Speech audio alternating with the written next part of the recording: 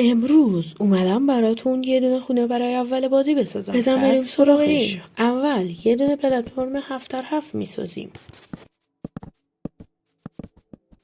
بعد داخلش رو با کابلستون پر میکنیم. بسیار زیبا و بسیار زیبا و جذاب پر میکنیم. بعدش با ارتفاع 4 بلاک از هر طرف میریم بالا که اینا ستونای خونه ما میشن.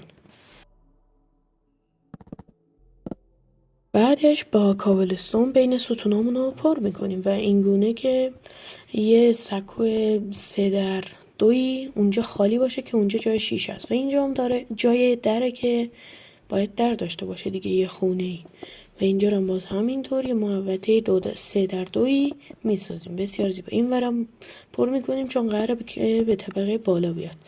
اینجاش خیلی مهمه. اینجا شما هر طرحی که دوست داشتی میتونی شیشه رو بزنی، مثل این طرح که من خودم این طرح بیشتر از همش دوست دارم، یا این گونه طرح دیگه، هر گونه که شما خودتون میپسندید. و اینجا هم جایی که پله است، یه پله رو میذاریم که بره طبقه بالا. بسیار هم زیبا.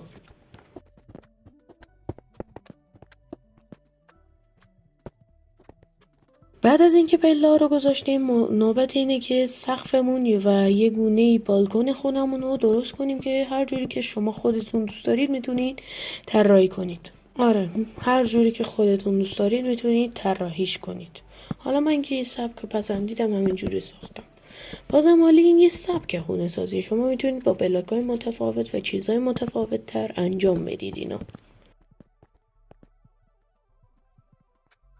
و بعد از اینکه خونه تموم شدم، شما میتونید به دلخواه خودتون دکوراسیون بزنید یا مثل من دکوراسیون رو بزنید. فرقی نداره، هر جور دوست دارید.